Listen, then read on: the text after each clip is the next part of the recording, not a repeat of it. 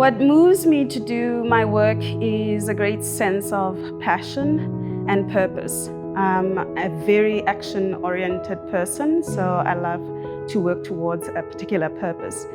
Secondly, I think I have a great sense of responsibility, and I think as adults especially, we have a sacred duty, especially to young people and those that come after us, to create a world that's better than how we found it.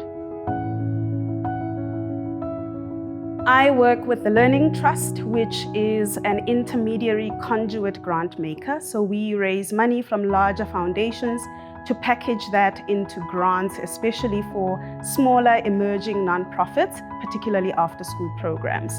So really what it means is we raise funding from larger foundations and then we conduit that or package that into grants to smaller emerging organizations.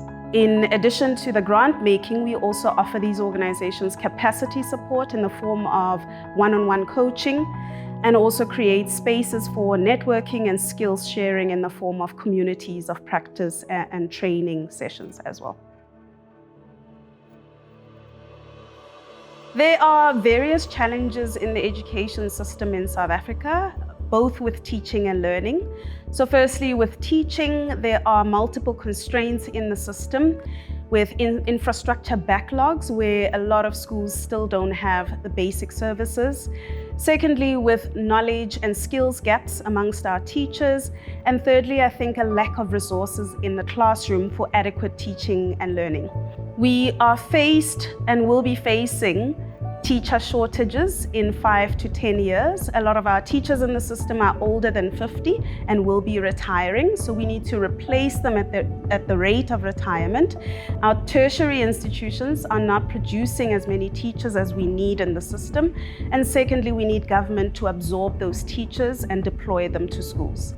In terms of learning, there are various challenges faced by our learners. Firstly, poverty is a big one.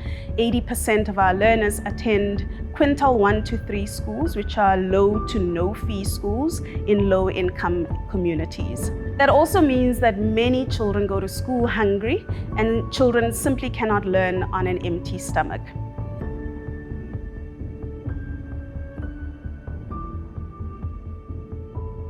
Our organization seeks to support community members who have organized themselves into after-school programs, community-based nonprofit organizations that are responding to these challenges in communities. Firstly, we offer practitioners and the leaders of these organizations capacity support. And secondly, we offer them grants so that they can continue to do the work that they do. The Learning Trust has partnered with community-based organizations that deliver after-school programs. And secondly, we partner with corporates and large philanthropic foundations that give these organizations funding. And lastly, and probably most importantly, we also partner with government as far as we can. In the Western Cape, for example, we partner with the Youth and After-School Program Office. For us to be able to reach all the thousands of children in the schooling system, we either have to deliver models that are education technology driven, or we have to collaborate to deliver different models of after-school programs. As the Learning Trust, we have convened an after-school catch-up coalition, which is really a consortium of partners that are acting collectively to address these learning backlogs.